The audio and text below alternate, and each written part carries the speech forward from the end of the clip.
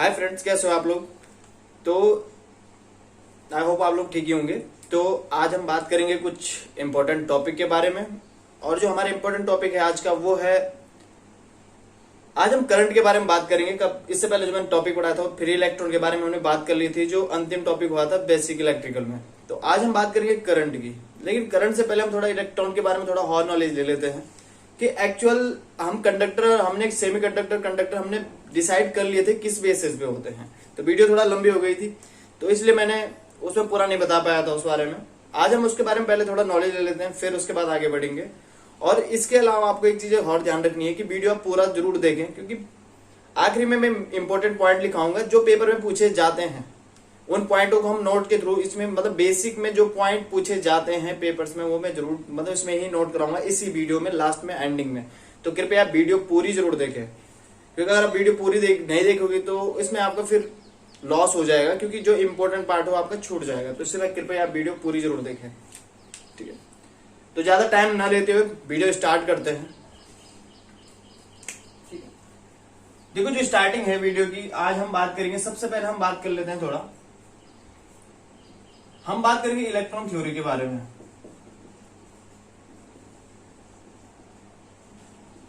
Electron theory, actually electron theory होती क्या है, ठीक है। देखो होता क्या है कि अगर हम सिंपली कोई हमने कंडक्टर लिया है, ये हमारा क्या है, सिंपली कोई कंडक्टर है, ये आप लोग दिखाई दे रहा होगा। तो एक्चुअल हम कंडक्टर को किस प्रकार से समझते हैं, हम समझते हैं कि जो कंडक्टर होता है, कंडक्टर में क्या होता है कि जो इलेक्ट्रॉन होते हैं। अब देखो कंडक्टर मतलब कंडक्टर या फिर कोई मटेरियल है, जैसे हमारी वायर होती है, तो वायर में क्या होते हैं, फ्रीली इलेक्ट्रॉन घूम रहे होते हैं। लेकिन करंट से हमको क्या नहीं लगता है, झटका नहीं लगता है। उसका कारण होता क्या है, क्योंकि वो भी तो कंडक्टर है, उसमें भी क्या होती है, क्योंकि जब कंडक्टर है मतलब उसमें कहीं ना कहीं फ्री इलेक्ट्रॉन होंगे, लेकिन उसमें क्या होती है, करंट फ्लो नहीं होती है। उसका कारण होता क्या है, अब मान लेते हैं ये वो कंडक्टर है, ये क्या हो, कंडक्टर है। अब देखो जो ये कंडक्टर है इसमें क्या हो जाता है कि जो इलेक्ट्रॉन है, अब जैसे हम बात करेंगे ये कंडक्टर है, तो कंडक्टर में क्या होता है, जो इलेक्ट्रॉन होते हैं फ्रीली मूवमेंट कर रहे होते हैं, जैसे हमारे इलेक्ट्रॉन है। तो क्योंकि इलेक्ट्रॉन हमको पता है, कल इससे पहले जो हमने पढ़ा था वो क्या पढ़ा था, फ्री इलेक्ट्रॉन के बारे में बात की, फ्री इलेक्ट्रॉन क्या होते हैं। तो एक कंडक्टिंग मटेरियल में लाखों में क्या होते हैं, फ्री इलेक्ट्रॉन्स होते हैं। तो वही चीज हम यहाँ पे देखेंगे, क्या है, फ्री इलेक्ट्रॉन है। इसमें क्या होता है कि जब तक इन पे कोई फोर्स नहीं लगाया जाता तब तक ये एक रैंडम डायरेक्शन में क्या कर रहे होते हैं, गति कर रहे होते हैं, जिसके कारण क्या हो जाती है, जो इनमें एनर्जी हो जाती है। अब देखो जब ये रैंडम डायरेक्शन में ट्रेवल करेंगे तो ये एनर्जी क्या कर जाते हैं, लॉस कर जाते हैं। हर एक इलेक्ट्रॉन अलग अलग दिशा में गति कर रहा होता है, जिसके कारण क्या हो जाता है कि इनकी जो एनर्जी होती है, क्योंकि इनके पास अपनी एक एनर्जी होती है, जिस कारण क्या होता है कि इसमें जिसके कारण एक करंट फ्लो होती है, क्योंकि इनमें एक एनर्जी होती है। अब देखो ये अपनी एनर्जी क्या कर जाते हैं, लॉस कर जाते हैं जब ये क्या करते हैं, सिंगल होते हैं। मतलब बोलने मतलब है कि इनके अपने ये अलग अलग डायरेक्शन में क्या कर रहे होते हैं, रैंडम डायरेक्शन में गति कर रहे होते हैं, जिसके कारण इनकी एनर्जी क्या हो जाती है, लॉस हो जाती है। अब देखो यहाँ आपको दिखाई दे रहा होगा, ये हमने इस प्रकार से एरो में दिखा रखा है। तो ये इसके माध्यम से हम क्या समझ रहे हैं कि हम ये समझ रहे हैं कि जो कंडक्टर होता है उसमें क्या हो जाता है कि जो इलेक्ट्रॉन होते हैं रैंडम गति कर रहे होते हैं, जिसके कारण क्या हो जाता है कि इलेक्ट्रिकली क्या हो जाता है, न्यूट्रल हो जाता है। वो इलेक्ट्रिक क्या हो जाती है, न्यूट्रल हो जाता है। जो मटेरियल हो जाता है क्या होता है, इलेक्ट्रिकल क्या हो जाता है, न्यूट्रल हो जाता है। लेकिन जब क्या किया जाता है, जब हम इसी मटेरियल पे कोई इलेक्ट्रिक फील्ड अप्लाई करते हैं, ठीक है। अब इलेक्ट्रिक फील्ड किसी बैटरी के माध्यम से भी किया जा सकता है, या फिर किसी अदर सोर्स से, जनरेटर से किया जा सकता है, मतलब किसी चीज के माध्यम से भी। अगर हम यहाँ पे क्या कर देते हैं, एक बैटरी कनेक्टेड कर देते हैं, तो उसके कारण होता क्या है कि जो इलेक्ट्रॉन हो जाते हैं हमारे, ठीक है, ये आप लोग दिखाई दे रहा होगा। अब देखो यहां हमने एक सोर्स कनेक्ट किया है, या फिर आप एक बैटरी मान सकते हो। इसके द्वारा क्या होता है कि जब यहाँ पे एक इलेक्ट्रिक फील्ड अप्लाई होगा, देखो इलेक्ट्रिक फील्ड को डिनोट किया जाता है ई से, और इसकी यूनिट होती है वोल्ट पर मीटर, ठीक है। यूनिट मतलब V/L। एक्चुअल होता क्या है कि अगर हमको किसी में इलेक्ट्रिक फील्ड ज्ञात करना है तो हमको उसकी लेंथ से क्या कर देते हैं, वोल्टेज को उसमें डिवाइड कर दिया जाता है, जिससे क्या हो जाता है, हमको पता है उसमें इलेक्ट्रिक फील्ड कितना है। तो अगर हम यहाँ पे एक इलेक्ट्रिक फील्ड अप्लाई करते हैं तो उससे क्या हो जाता है कि ये पॉजिटिव है, सिंपल भाषा में आप समझ सकते हो, ये पॉजिटिव है, नेगेटिव है। उससे क्या हो जाता है, जो इलेक्ट्रॉन होते हो इस डायरेक्शन में क्या करना शुरू कर देते हैं, गति कर, क्योंकि इनमें नेगेटिव चार्ज होता है, पॉजिटिव होता है। तो हमेशा ही नेगेटिव चार्ज पॉजिटिव को अट्रैक्ट करता है, जिसके कारण क्या हो जाता है, इलेक्ट्रॉन इस साइड इस डायरेक्शन में गति करना शुरू कर देते हैं। अब जब इलेक्ट्रॉन इस दिशा में गति करते हैं, तो मैंने कहा था कि जब बहुत सारे इलेक्ट्रॉन एक डायरेक्शन में गति करना शुरू कर देते हैं, तो उसके कारण क्या हो जाता है, इनका अपना एक, अब ये अपना एनर्जी को लॉस नहीं कर रहे, बल्कि इनकी एनर्जी एक ही डायरेक्शन में जा रही है सबकी। तो उससे क्या हो जाता है कि जो हमारी करंट है, कहीं ना कहीं सर्किट में क्या हो जाती है, करंट फ्लो होना शुरू हो जाती है। और जो हमारा टॉपिक स्टार्ट होगा इसके बाद वो करंट है, तो वो मेनली किसके कारण होता है कि जब कोई इलेक्ट्रिक फील्ड अप्लाई किया जाता है, तो जो इलेक्ट्रॉन होते हैं एक डायरेक्शन में आ जाते हैं। अब जब इलेक्ट्रॉन एक डायरेक्शन में आ जाते हैं, तो कहीं ना कहीं क्या हो जाता है कि उसके कारण क्या हो जाता है, करंट फ्लो होना सर्किट में शुरू हो जाती है। पर नॉर्मली तौर पे नहीं होता है। उसका कारण क्या होता है, उसका कारण ये होता है कि जो इलेक्ट्रॉन है वो अपनी एनर्जी क्या कर जाते हैं, लॉस कर जाते हैं। अब जो हमारा टॉपिक स्टार्ट है वो है करंट। ठीक है, आई होप आप लोगों ने समझ लिया होगा कि इलेक्ट्रॉन थ्योरी में क्या बताया जाता है कि जब कभी भी रैंडम, जब नॉर्मली तौर पे क्या होता है, जो कंडक्टर होता है उसमें इलेक्ट्रॉन फ्री इलेक्ट्रॉन मूव कर रहे होते हैं, जिसके कारण क्या हो जाता है, वो अपने एनर्जी को लॉस कर जाते हैं। लेकिन जब उनमें कोई इलेक्ट्रिक फील्ड अप्लाई किया जाता है, तो उनकी एक डायरेक्शन हो जाती है। उस डायरेक्शन के कारण क्या होना लग जाती है, करंट फ्लो होना शुरू हो जाती है सर्किट में, क्योंकि वो अपने एक, उनके एक एनर्जी के क्या हो जाती है, मतलब हम बोलेंगे स्ट्रेंथ बढ़ जाती है। तो उसके कारण क्या हो जाता है, करंट फ्लो होना सर्किट में शुरू हो जाती है। अब जो हमारा टॉपिक है आज का, अब हम बात करेंगे करंट की। ठीक है, आज टॉपिक हमारा वो क्या है, करंट। करंट को कहा जाता है धारा।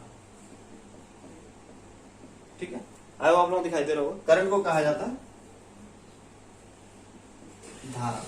ठीक है, अब देखो होगा क्या कि अभी हमने एक सर्किट बनाया था यहाँ पे, इस प्रकार से सर्किट, मतलब हमने एक कंडक्टर दिखाया था, और इसमें क्या दिखाया था हमने, इस प्रकार से रैंडमली हमने क्या दिखाया था, करंट को दिखाया था कि इसमें क्या है, इलेक्ट्रॉन है हमारे।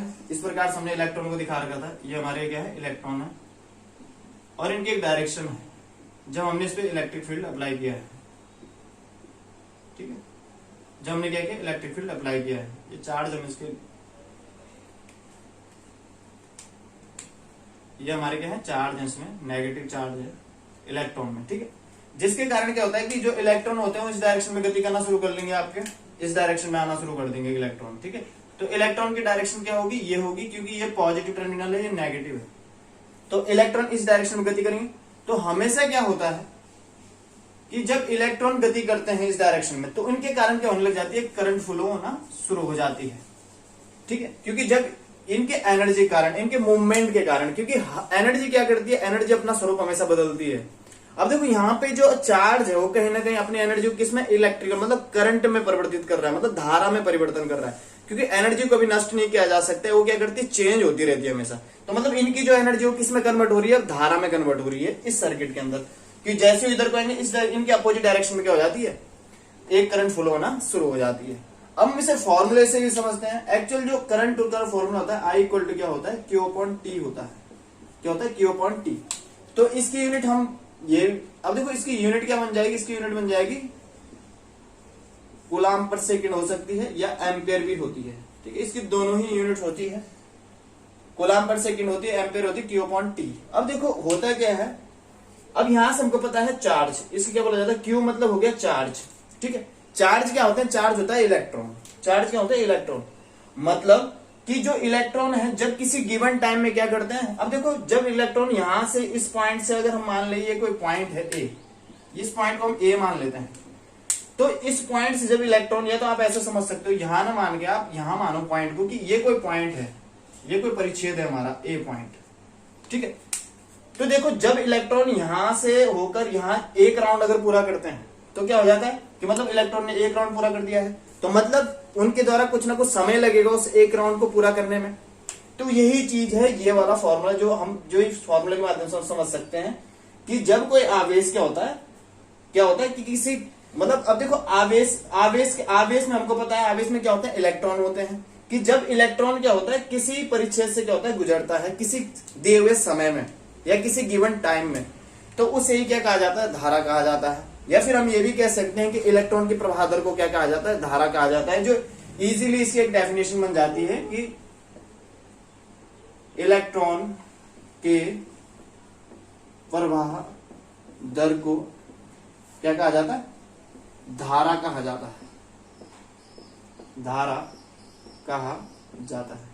ठीक है, इलेक्ट्रॉन के प्रवाह दर को क्या कहा जाता है? धारा कहा जाता है। कि मतलब जो उनकी एक दर होती है, उनका एक टाइम होता है, मतलब जो कंटिन्यूसली उनका एक टाइम है जिसके अकॉर्डिंग क्या हो रहा है, जो हमारा चार्ज क्या हो रहा है, फ्लो हो रहा है, तो उसी को क्या कहा जाता है? धारा कहा जाता है। मतलब दिए हुए समय में या गिवन टाइम में जो करंट का फ्लो होने का जो एक पैटर्न होता है वो किसके कारण होता है? चार्ज के कारण। अब समझते हैं चार्ज क्या होता है। जो चार्ज होता है, एक्चुअल जो चार्ज होता है, क्यू बराबर क्या होता है हमारे, क्या होता है जो चार्ज होता है एक्चुअल होता क्या है? इलेक्ट्रॉन होता है। अब देखो इलेक्ट्रॉन क्या होता है? नेगेटिव में होता है। एक्चुअल जो चार्ज होता है नेगेटिव होता है। अब जब ये नेगेटिव होता है तो हम कह सकते हैं इसको 1/e ले सकते हैं। ठीक है, अब देखो 1/e, अब देखो इलेक्ट्रॉन का चार्ज मैंने आपको इससे पहले वाले वीडियो में दिखाया था 1.6 × 10⁻⁹। ठीक है, अब हम यहां पे रखेंगे तो क्या कितना हो जाएगा? 1.6 × 10⁻⁹। ये इलेक्ट्रॉन का चार्ज है। अब देखो एक्चुअल जब ये ऊपर जाएगा तो कितना हो जाता है? ये हो जाता है 0.625 10⁻⁹। और ये क्या होते हैं? ये इलेक्ट्रॉन होते हैं जो 1 कूलाम बराबर, जहां कुछ नहीं होता वहां 1 कूलाम बराबर कह सकते हैं। 1 कूलाम बराबर क्या होते हैं? इतने इलेक्ट्रॉन हमारे जब फ्लो होते हैं सर्किट में। तो इसको हम कैसे समझेंगे? इसको हम इस प्रकार समझ सकते हैं, I = क्या हो जाएगा? Q/T। अब देखो Q क्या हो गया? Q को हम रख सकते हैं 1 कूलाम। अगर हम 1 कूलाम आवेश और 1 सेकंड तक प्रवाहित कराते हैं तो कितनी करंट फ्लो होती है हमारी? 1 सेकंड तक है ये, और ये 1 कूलाम है, इसको हम C से डिनोट कर सकते हैं। तो कितनी एम्पीयर करंट फ्लो होगी हमारी? 1 एम्पीयर करंट फ्लो होती है। कि मतलब अगर 1 कूलाम आवेश 1 सेकंड तक प्रवाहित किया जाता है किसी सर्किट में तो क्या होती है? 1 एम्पीयर करंट हमारी फ्लो होती है। तो यहां से हमको पता चल चुका है एक इसकी यूनिट कि इलेक्ट्रॉन के प्रवाह दर को क्या कहा जाता है? धारा कहा जाता है, जिसकी यूनिट क्या हो जाए? कूलाम पर सेकंड हो जाता है, एम्पीयर कह सकते हैं। अब हमने समझा यहां से कि Q क्या होता है? Q होता है आवेश। आवेश मतलब Q बराबर क्या हो गया? -e होता है, इलेक्ट्रॉन का चार्ज नेगेटिव में होता है तो 1/e हो जाएगा। 1/e होगा तो हमने यहाँ पे ये रखा है 1.6 × 10⁻⁹। तो इसके बाद जो हमारी एक्चुअल जो इलेक्ट्रॉनिक संख्या होती है 1 कूलाम बराबर हम कह सकते हैं वो कितना होता है? 0.625 10⁻⁹ इलेक्ट्रॉन हमारे होते हैं। तो यहां से हम ये चीज समझ सकते हैं। ठीक है, या आई होप आप लोगों को समझ में आ गया होगा। अब देखो इसके बाद ये तो हमने देख लिया है कि इतने इलेक्ट्रॉन हमारे क्या होते हैं? फ्लो होते हैं। अब यहां से हमारी कुछ यूनिट्स और निकल सकते हैं, जैसे चार्ज की, जैसे इसकी यूनिट हम निकाल सकते हैं। Q बराबर क्या हो जाएगा? ये यहां से यहां ट्रांसफर हो जाएगा तो क्या होगा? I × T हो जाएगा। या फिर हम कह सकते हैं ये क्या हो जाएगा हमारा? Ampere second. ठीक है, एम्पियर सेकेंड हो सकता है। तो ये, और दूसरी यूनिट क्या हो सकती है? इसकी कूलाम होती है, जो आप लोगों को पता ही होती है, कूलाम होती है। ठीक है, तो ये हमारी क्या होती है? धारा की कुछ प्रवृत्ति होती है जो फ्लो होने की। तो हमने देखा कि जब किसी परिच्छेद से क्या होते हैं? इलेक्ट्रॉन किसी समय में गुजरते हैं तो उसी को हम क्या कहते हैं? धारा कहा जाता है। या फिर हम आसान भाषा में इलेक्ट्रॉन के प्रवाह दर को, मतलब जो रेट ऑफ फ्लो है किसका? इलेक्ट्रॉन का। कि रेट ऑफ फ्लो किसका है? इलेक्ट्रॉन का है। या हम अगर हम इसकी डेफिनेशन इंग्लिश में लिखें तो इंग्लिश में लिख सकते हैं the flow of electron across a substance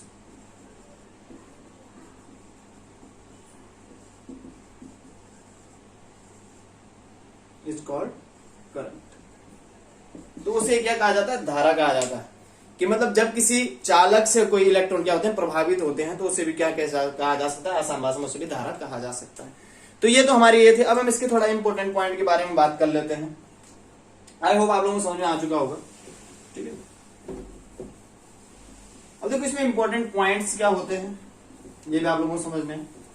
देखो इसमें इंपॉर्टेंट पॉइंट क्या होते हैं? पहला कि कोई भी, जितने भी हमारे मटेरियल होते हैं वो हमेशा फैक्टर किसके होंगे? इलेक्ट्रॉन के होंगे। उनमें क्या होंगे? वो गुणज होते हैं, हमेशा इलेक्ट्रॉन के क्या होते हैं? गुणज होते हैं। इसलिए एक फॉर्मूला हमारा और भी होता है, Q बराबर क्या होता है? Ne होता है, जिसमें Q Ne क्या हो जाता है? N मतलब हो जाता है नंबर ऑफ इलेक्ट्रॉन। ठीक है, और E क्या होता है?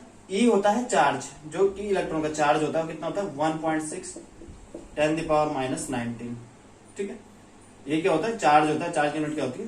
कूलाम होती है। ठीक है, ये आपको पता होना चाहिए। ठीक है, तो इस प्रकार से ये हमारे क्या होता है? अब देखो इसमें एक इंपॉर्टेंट पॉइंट, और दूसरा क्या होता है? जो करंट होती है ये क्या होती है? स्केलर क्वांटिटी होती है। क्या होती है? स्केलर क्वांटिटी होती है। धारा क्या होती है? स्केलर क्वांटिटी होती है। दूसरा पॉइंट, स्केलर मतलब होता है अदिश राशि। क्या होती है? अदिश राशि होती है। ठीक है, क्या होती है? अदिश राशि होती है। ठीक, अब दूसरी जो मेन चीज आती है, क्योंकि हमने 3 स्टेट पढ़ी थी, क्या पढ़ा था हमने? 3 स्टेट को पढ़ा था। इसको हम पहले समझते हैं, फिर हम इजीली कर पाएंगे। ठीक है, हमने क्या समझी थी? 3 स्टेट समझी थी। पहला सॉलिड, फिर लिक्विड, फिर गैस। अब देखो इनमें भी क्या होता है? करंट फ्लो होती है, और अलग अलग प्रकार से ही करंट फ्लो होती है, क्योंकि इनके अपने अपने एक। अब देखो जो सॉलिड होता है, सॉलिड में हम कंडक्टर ले लेते हैं फिलहाल अभी, तो कंडक्टर में किसके कारण होती है? इलेक्ट्रॉन के कारण होती है। ठीक है, कंडक्टर में किसके कारण होती है? इलेक्ट्रॉन के कारण होती है। अब बात करते हैं लिक्विड की और गैस। देखो लिक्विड में हमारे इलेक्ट्रोलाइट आते हैं, तो इलेक्ट्रोलाइट में हमको पता है किसके कारण होता है? पॉजिटिव एंड नेगेटिव आयन के कारण।